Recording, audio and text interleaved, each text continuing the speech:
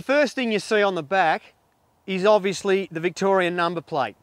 We register all the fifth wheelers in Victoria so that you can get peace of mind that it is compliant with Australian standards. The other advantage with Victorian registration is that we have no stamp duty in Victoria. So in relation to, or comparison to Western Australia, you're going to save yourself on average about $6,000 on your fifth wheeler.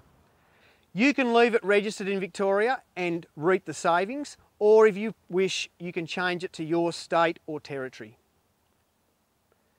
We change over all the tail lights on the fifth wheeler to have Australian ones on there. The Americans have got something against amber lenses, I think, because they don't have any on them. So we put new tail lights on them to bring them up to Australian standards. Each fifth wheeler will have a spare wheel. A lot of them are mounted on the back like this.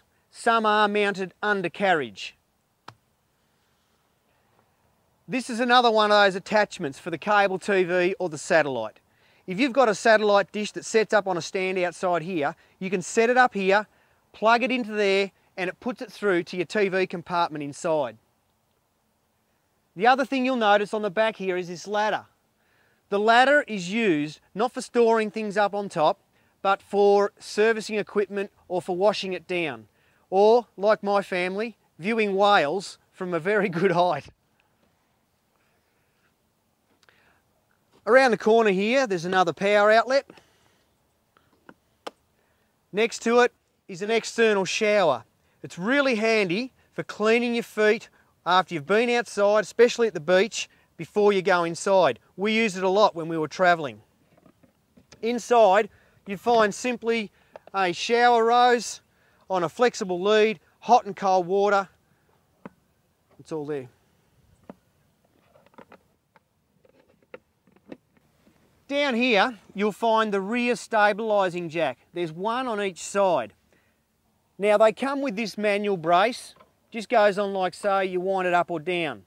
But what I found was really handy, and it meant my kids could do it easily as well, was I just had a shaft here, cut off, put into the battery drill, and then I could use it much easier than winding. The next thing I'd like to point out to you is the tyres on the fifth wheeler. In America, rubber is relatively cheap, and if they get 10,000 kilometres out of a set of tyres, they're pretty happy. It's a different scenario in Australia.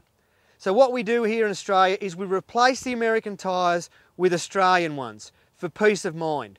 They're not going to falter, and you can access them anywhere around Australia. In relation to the running gear also, I have to make mention of the suspension upgrade. In our opinion, it's a little bit light when it comes out from America. So what we've done is to every fifth wheeler with the rocker suspension is we add an extra leaf. The leaf that we add into the suspension wraps right up around this eye bolt and acts as a secondary support if something did happen or if the main spring faulted.